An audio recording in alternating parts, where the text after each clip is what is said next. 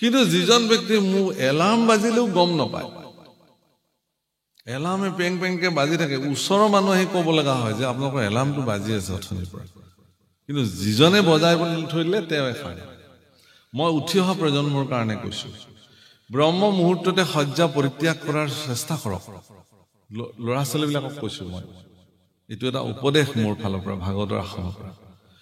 ব্ৰহ্ম মুহূৰ্ততে মানে কথাটো হ'ল কি, দুটা সময় আপুনি মানে দিন আৰু ৰাতিৰ যিটো সন্ধিক্ষণ, ইয়াক সন্ধ্যা সন্ধ্যা বোলে, আৰু ৰাতি আৰু দিনৰ যিটো সন্ধিক্ষণ এইটো প্ৰাতঃ সন্ধ্যা বোলে, আৰু এটা দুপৰীয়াৰ সন্ধ্যা আছে। এই ত্ৰিসন্ধ্যা আচলতে মানুহে ঈশ্বৰৰ নাম ল'ব লাগে, সেইকাৰণে ত্ৰিসন্ধ্যা গায়ত্ৰী, ত্ৰিসন্ধ্যা সাধনা পদ্ধতি, ত্ৰিসন্ধ্যা ঈশ্বৰৰ নাম আমাৰ মানুহবিলাকে ল'ব লাগে।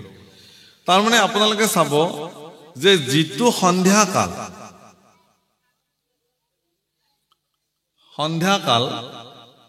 সেই সন্ধ্যা কালসমূহত আপুনি দেখিব যে এই মহবিলাকৰ জন্ম হয়। চাব ঠিক গধূলি যেতিয়া নলাৰ পৰা, তেতিয়া আপুনি চাব যে মহবিলাক, তেজ খোৱা মহবিলাক ধামধুম জন্ম হয়। মানে সেই সময়টোত বীজাণুবিলাক, আমাৰ বায়ুমণ্ডলৰ যিবিলাক বীজাণু, সেই চববোৰ সক্ৰিয় হৈ যায়, কাৰণ সেইখিনি সময় দিন আৰু ৰাতিৰ সন্ধিক্ষণ। আকৌ ৰাতি আৰু দিনৰ সন্ধিক্ষণতো এই দুটা মুহূৰ্তত মানুহ যেতিয়া নিদ্ৰাত থাকে, তেতিয়া তেওঁৰ শৰীৰৰ ভিতৰতো সেই সচেতন ইন্দ্ৰিয়সমূহ যেতিয়া নিদ্ৰাত অৱস্থাত থাকে, তেতিয়া এই অপকাৰী বস্তুসমূহে তেওঁৰ শৰীৰত গৈ থিতাপি লয়। সেইকাৰণে সেইবিলাক মানুহ অত্যন্ত আলস্যপৰায়ণ হয়, নিদ্ৰাত লেটিপেটি হৈ থাকি ভাল পায়, আৰু খুব কামৰ প্ৰতি এলেহুৱা চূড়ান্ত ধোধ হৈ যায় এইবিলাক মানুহ। কিন্তু সেই সময়খিনিত যিবিলাক ব্যক্তি সচেষ্ট হৈ থাকে, সেইকাৰণে সেইখিনি সময় গুৰু সেৱা কৰা হয়, শংখ নাদ কৰিব লাগে।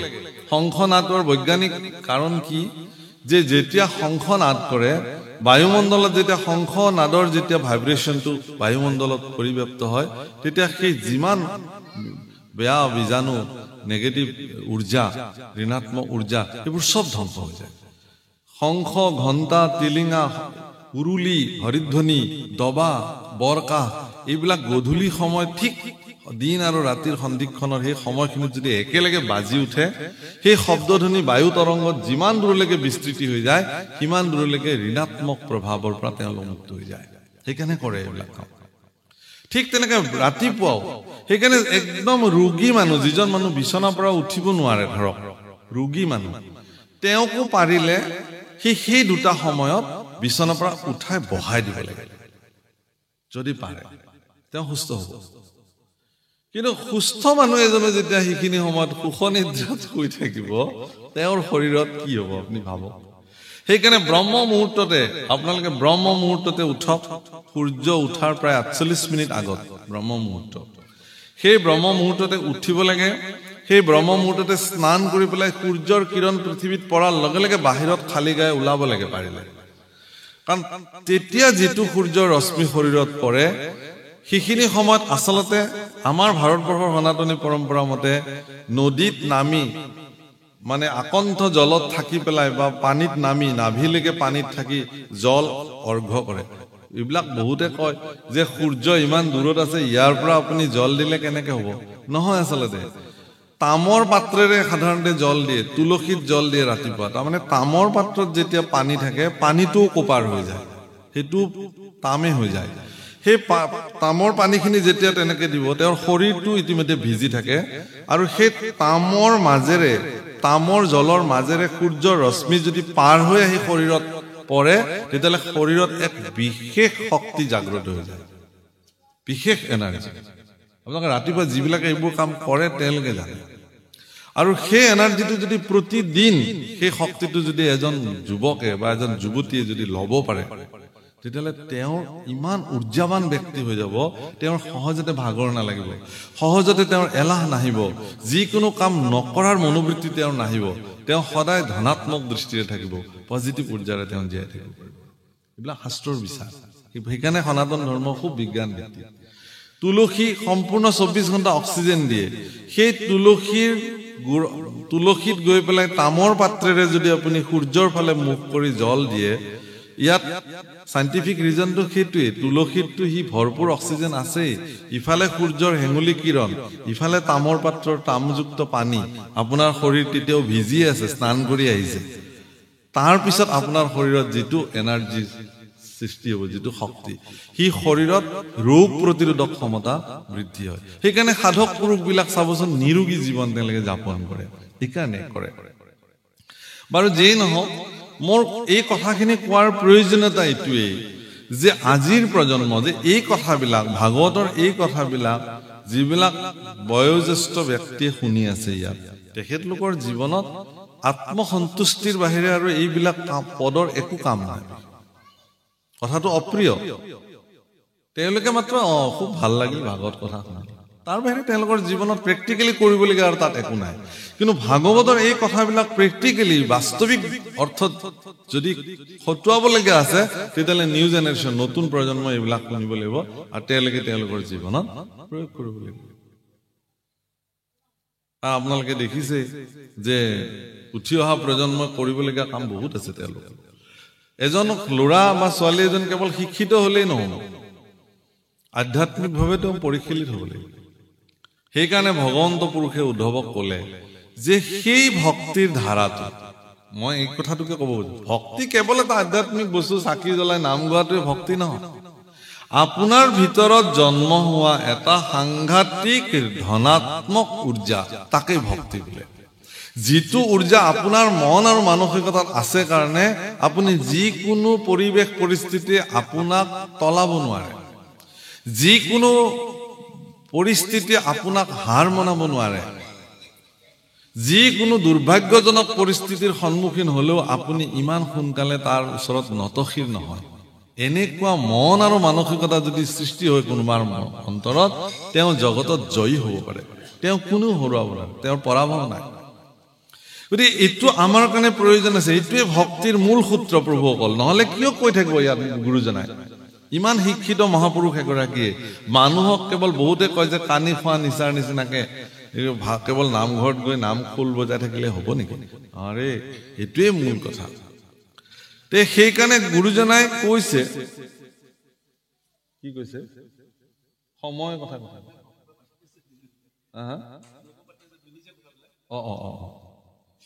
তাৰমানে প্ৰভু মই এইকাৰণে কৈছো যে আজি এখেতলোকে বহিবৰ কাৰণে এডাল বাঁহ লগা হৈছে।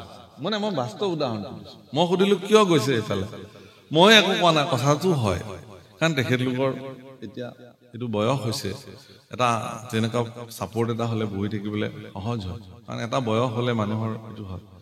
গতিকে তেখেতলোকে ভাগৱত শুনি তাক জীৱনত কাৰ্যকৰী কৰিবৰ কাৰণে তেওঁলোকৰ বয়স আছে জানো?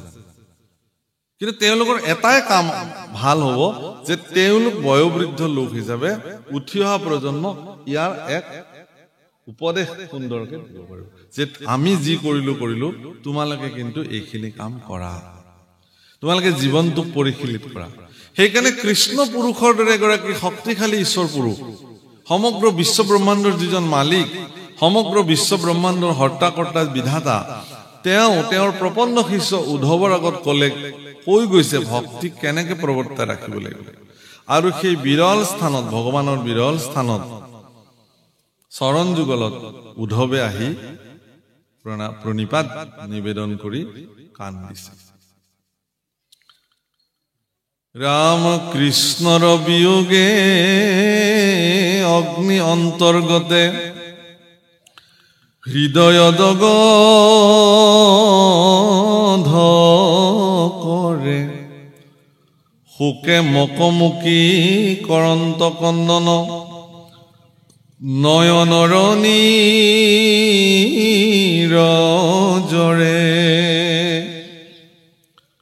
হে ৰাম কতোক্ষণে আখি মুচি মুখ পাছে, উঠিলা নমায়া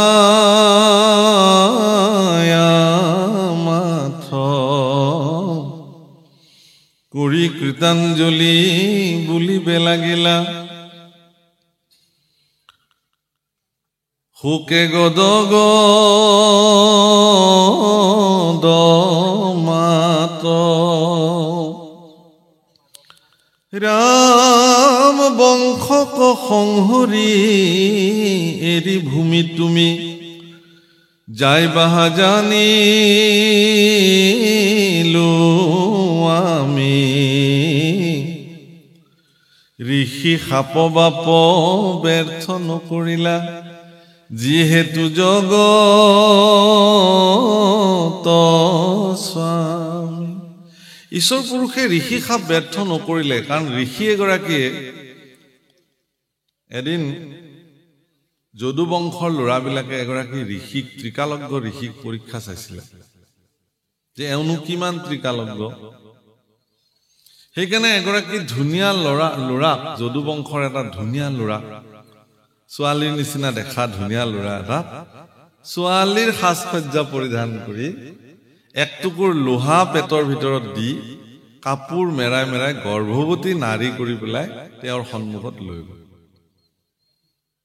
যে হে ত্ৰিকালজ্ঞ মহাপুৰুষ তুমি বাৰু কোৱাচোন আমাৰ এই কন্যা সন্তানগৰাকীৰ আমাৰ এই কইনাগৰাকীৰ গৰ্ভত ল'ৰা সন্তান আছেনে ছোৱালী সন্তান আছে আপুনিতো ত্ৰিকালজ্ঞ তেওঁ ধ্যানত বহি দেখিলে যে এইটো আভুৱা ভাৰিবলৈ আহিছে তেওঁৰ মুখেৰে ওলাই আহিলে যা এইটোতো ল'ৰাও নহয় ছোৱালীও নহয় এটুকুৰ লোহাহে আছে ভিতৰত এই লো টুকুৰে তহঁতৰ বংশ বিনাশ হৈ যাব কৈ দিলে মুখেৰে হাহাকাৰ লাগি গ'ল ঋষিৰ মুখৰ বাণী ইমান ত্ৰিকালজ্ঞ পুৰুষ এক টুকুৰ লোহাই এটা বংশ বিনাশ কৰিব ভগৱান কৃষ্ণৰ বংশ তাকো যদু বংশ বুলিব নাই যদু সেনানী বুলিব নাই এগৰাকী সেনাৰ অক্ষয়ণী সেনাৰ সমান শক্তি তেওঁলোকৰ সমস্ত পৃথিৱীয়ে যাক ভয় কৰে এনেকুৱা যদু বংশ দ্বাৰিকাত অৱস্থিত হৈ থকা প্ৰতিগৰাকী যদু বংশৰ মাজত হাহাকাৰ লাগি গ'ল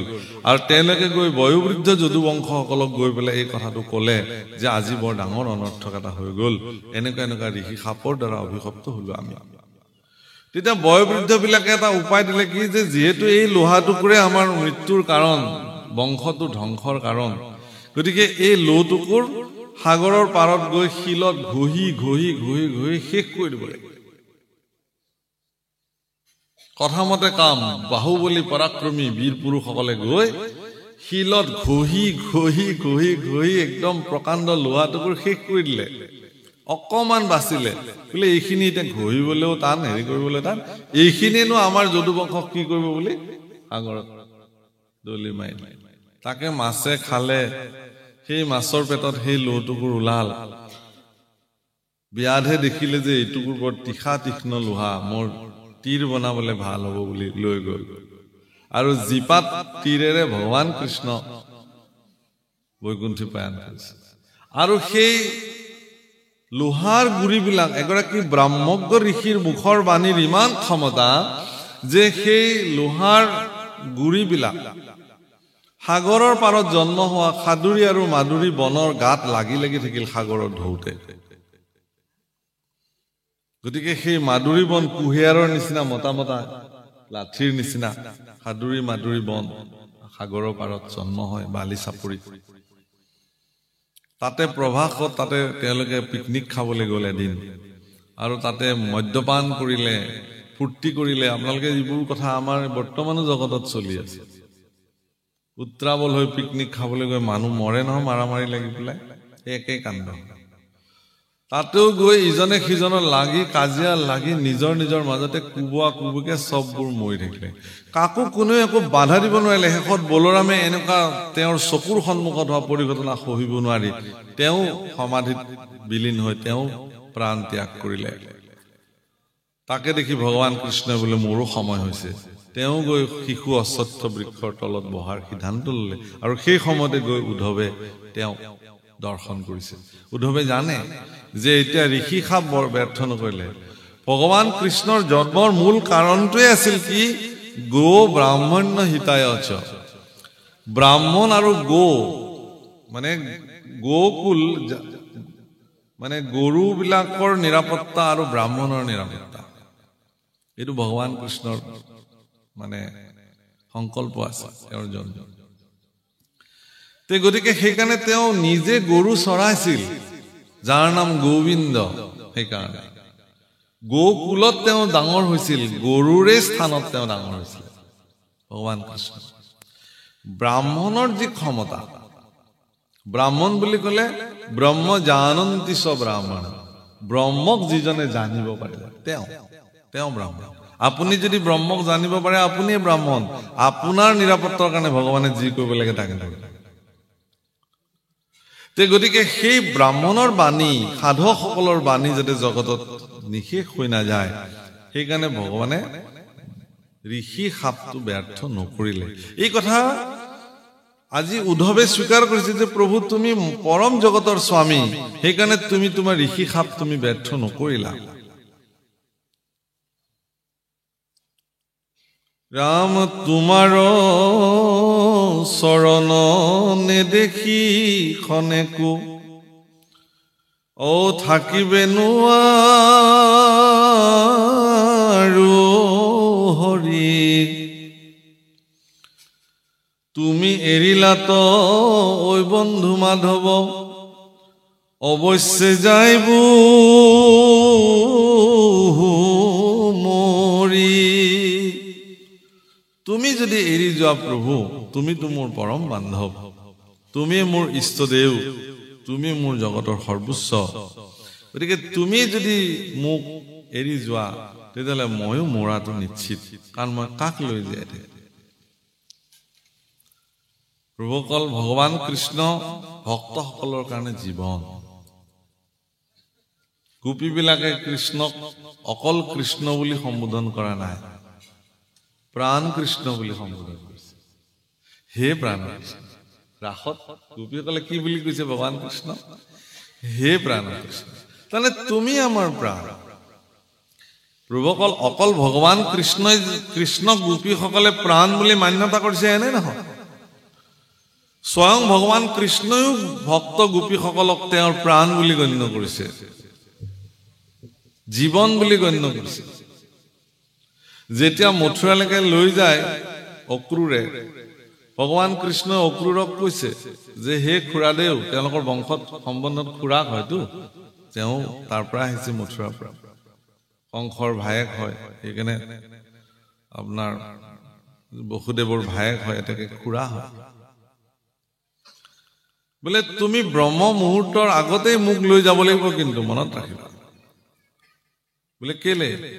বোলে পোহৰ হোৱাত মোক নিব নোৱাৰিবা গোকুলৰ পৰা, কাৰণ মোৰ প্ৰাণ গোপীসকলে মোক তোমাক লৈ যাবলৈ নিদিব।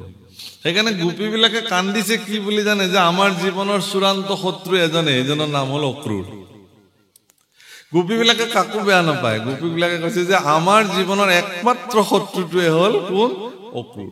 কাৰণ আমাৰ প্ৰাণৰ কৃষ্ণক আমাৰ ওচৰৰ পৰা লৈ যোৱা তেওঁৱে আমাৰ জীৱনৰ একমাত্ৰ শত্ৰু। প্ৰভুসকল, ভগৱান কৃষ্ণক আপোনাৰ পৰা যদি কোনোবাই কৃষ্ণক আঁতৰাই দিয়ে, আপুনি মনত ৰাখিব সেইজনে আপোনাৰ জীৱনৰ আচল শত্ৰু। এইটো আচল আধ্যাত্মিকতা। যদি আপোনাৰ জীৱনত কৃষ্ণক বান্ধৱ বুলি কোনোবাই দেখুৱাই দিয়ে, তেতিয়াহ'লে সেইজন আপোনাৰ জীৱনৰ পৰম বান্ধৱ।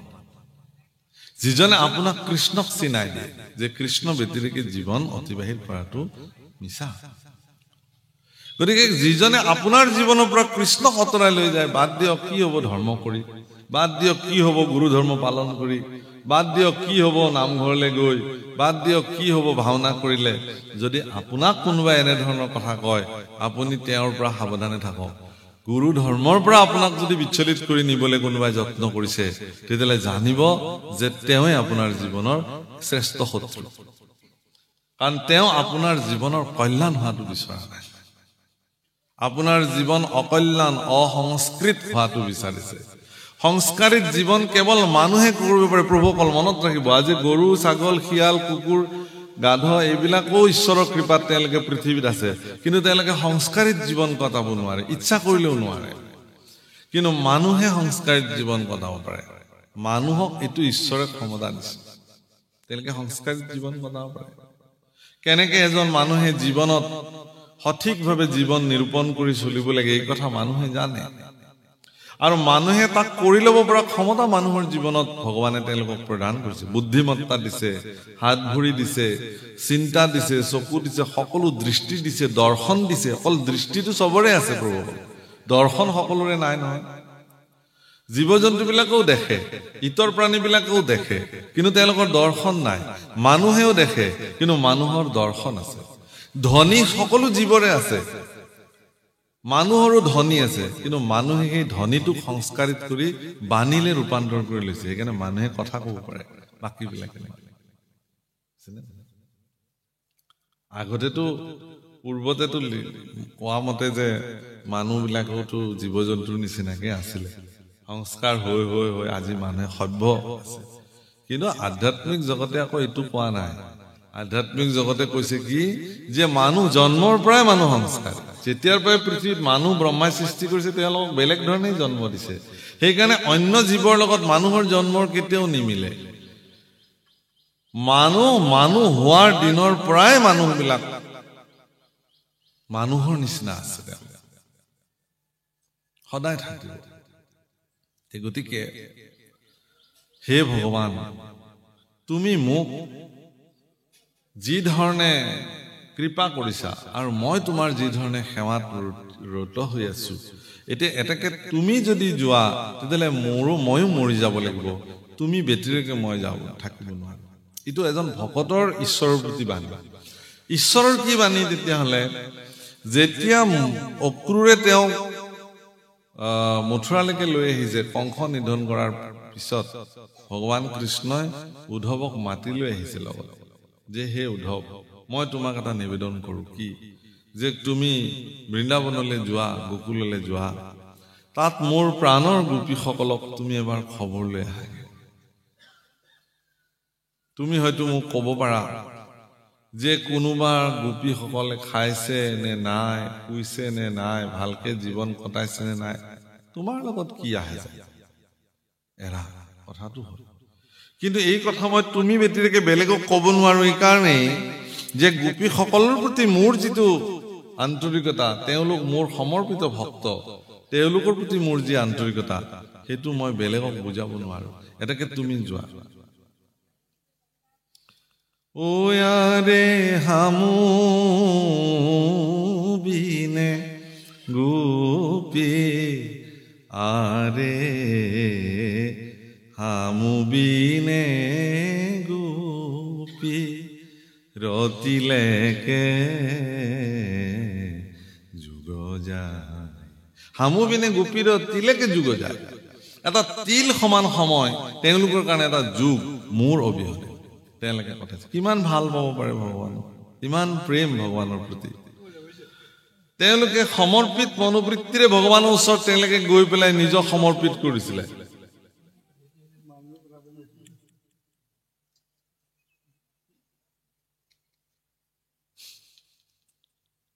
বহি লগ দেই পিছত কথা পাতিম গতিকে হামু বিনে গোপীৰতিলেকে যুগ যায় মোৰ অবিহনে এটা তিল সমান সময় গোপীসকলৰ এটা যুগৰ নিচিনা গুচি গৈছে গতিকে সেয়া অকল গোপীসকল নহয় আপোনাৰ কাৰণেও ভগৱানে এই মনোবৃত্তি দিব পাৰে সেই সৌভাগ্যৱান হ'বৰ কাৰণে আপুনি সাধনা কৰিব লাগিব কিন্তু এটোও ঠিক যে সেই সাধনাত যদি আপুনি সিদ্ধ হয় তেতিয়াহ'লে আপোনাৰ কাৰণেও ভগৱানে কাণ দিব কিন্তু আপোনালে মনত পেলাই পেলাই ভগৱানে আপোনাৰ ওচৰলৈ আহিব সেইটোৱেই নিয়ম সেইকাৰণে উদ্ধৱেও কৈছে যে প্ৰভু মই তুমি অবিহনে মই থাকিব নোৱাৰো ৰাম তুমি তপ পুণ্য তুমি বিনে শূন্য কিমান ধুনীয়া কথা কৈছে ও দেখো ইটো জগত কাৰ্পণ্যকো কৰো চৰণত ধৌ লয়ুক মুক লগত মুকলৈ যোৱা তাতকে লগত তুমি যি পদ্ধতিৰে এই জীৱনৰ অৱসান কৰিব খুজিছা মোকো একেধৰণে লগত লৈ গুচি যোৱা কিনো অসুবিধা আছে কাৰণ তুমি মোৰ জীৱনৰ তপস্যা মোৰ কাৰণে তুমি মোৰ জীৱনৰ পুণ্য ফল সকলো তুমি তুমি ব্যতিৰেক মই এই জগতত মোৰ কোনো অস্তিত্ব নাই, মই সকলো কেৱল শূন্য দেখো। কিন্তু আমাৰ চিন্তা কি যে ধনেই মোৰ কাৰণে তপস্যা, ঐশ্বৰ্য বিভূতিয়ে মোৰ কাৰণে সাধনা, যশস্যা মান কৃতিত্বই মোৰ জীৱনৰ সৰ্বোচ্চ, তুমি পিছত ভগৱান, তোমাৰটো পিছত চলো। সেইকাৰণে মনুষ্য জীৱনৰ 24 ঘণ্টা মানুহবিলাকে ভগৱানক ভজিবৰ কাৰণে তেওঁলোকে সময় উলিয়াব নোৱাৰে। 24 ঘণ্টাত 24 মিনিট এটা মই ভগৱানক ভজনা কৰিম, এনেকুৱা দৃঢ় সংকল্প লওকচোন মানুহে, যে 24 ঘণ্টাটো মোৰ কাৰণেহে মই চিন্তা কৰি থাকো, কি খাম, কি ল'ম, কি পিন্ধিম, ক'ত ইনকাম কৰিব যাম, বৃদ্ধ বয়সলৈকে কেনেকে 2 পইচা চপাই আনিব পাৰো, এই চিন্তাত সময়ে নাই জীৱনত। নামঘৰলৈ যাবলৈ সময় নাই, ভাগৱত পাঠলৈ যাবলৈ সময় নাই, কোনোবাই যদি মাতেও মই দেৰিকে যাম, মোৰ কামখিনি আগতে কৰি ল'ম, বিষয় কামখিনি, তাৰপিছত মোৰ যদি সময় হয় এপাক দেখা দিম দিয়ক, মোৰ এনেকুৱা কাম আছে, তাৰপিছত মই আপোনাক যদি পাৰো এপাক দেখা দিম। সেইকাৰণে গৃহস্থই কয় বোলে ঠিক আছে দিয়ক, যদি দিনৰ ভাগত আপুনি ব্যস্ততা, তে গধূলি হলেও এপাক দেখা দিব আৰু। হ'ব দিয়ক, ভালে পালে আৰু গধূলি এপাক যায় আৰু মাতিলে, মই আহিব নোৱাৰিলো দেই, বেয়া নাপাব, গধূলি আহে। কাৰণ আচল অমৃতটো পান কৰাৰ কাৰণে তেওঁৰ হাবিয়াস নাই। গৃহস্থই মাতিছে সৌজন্যতাৰ খাতিৰত এবাৰ দেখা দিব লাগে। গতিকে 24 ঘণ্টা কেৱল নিজৰ কাৰণে থকা ব্যক্তিবিলাকে গোটেই জীৱন, তেওঁ যদি 100 বছৰৰ জীৱন অতিবাহিত কৰে, 100 বছৰত তেওঁ এটা দিনো ভগৱানৰ কাৰণে সমৰ্পিত নহল। হিচাপ কৰি যদি দেখে যে তেওঁ কৃষ্ণ সন্মুখী হৈ কিমান সময় থাকিলে, কৃষ্ণ বিমুখী হৈ কিমান সময় থাকিলে, দেখিলে যে গোটেই জীৱন কৃষ্ণ বিমুখী হৈ থাকিলে। কেৱল বিষয়, ধন, টকা পইচা লাগে, পুত্ৰ ভাৰ্যাক কেনেকে ঠিকছে টকা পইচা দি থৈ যাব পাৰো, মাটি সম্পত্তি কেনেকে এগালমান কৰি থৈ যাব পাৰো। মোৰ দেউতাক যিদিনাখন মই শ্মশানলৈ লৈ গৈছিলো কান্ধত তুলি পেলাই 2014 চনত, মই সেইদিনাখন এটা বিশেষ কথা অনুভৱ কৰিছো। আগু পিছেও যাওঁ, কিন্তু এই কথাটো ইমান মন কৰা নাছিল। সমাজৰ লোকে ক'লে আপোনালোকৰ ইফালে উজনিৰ ফালে এইটো নিয়ম আছে নে নাজানো, আমাৰ নামনিৰ ফালে এইটো নিয়ম আছে যে য'ত তেওঁ সৎকাৰ কৰা হয় শৱদেহটো, তাত এটা যিকোনো মূল্য পইচা এটা, পাতি পইচা এটা অৰ্পণ কৰিব লাগে, কৰি বসুমতীৰ পৰা সেই 6 ফুট মাটি সেই কিনি ল'ব লাগে, ক্ৰয় কৰি ল'ব লাগে। মানে মই ভাবো যে এইটোনো কি নিয়ম, কিন্তু নহয়, আচলতে এইটো সমাজৰ কাৰণে এটা ডাঙৰ বাৰ্তা, যে যিজন ব্যক্তিয়ে জীৱন্ত অৱস্থাত বাহাদুৰি মাৰিছিল যে মোৰ 100 বিঘা মাটি, সেইজন মানুহ কিন্তু মৃত্যু তেওঁৰ শৱদেহটো সৎকাৰ কৰিবলৈ 6 ফুট মাটিও কিন্তু তেওঁৰ হিচাপত নাই। কিন্তু জীয়াই থকাত সেইজন মানুহে কিন্তু বাহাদুৰি কৰিছিল যে মোৰ ইমান মাটিৰ মই মালিক। মাটি কিন্তু পৰি থাকিল, জোৰে মাটি। সেই মাটিৰ তেওঁ মৃত্যুৰ পিছত কোন মালিক হল চাবলৈও তেওঁ আৰু জীৱনত কেতিয়াও আহিব নোৱাৰে। ল'ৰা ছোৱালী সঠিকভাৱে সেই মাটিক উচিত মৰ্যাদা দি ৰাখিব পাৰিলে নাই সেইটোও তেওঁ নাজানে। এইটো সমাজলৈ এটা শিক্ষা।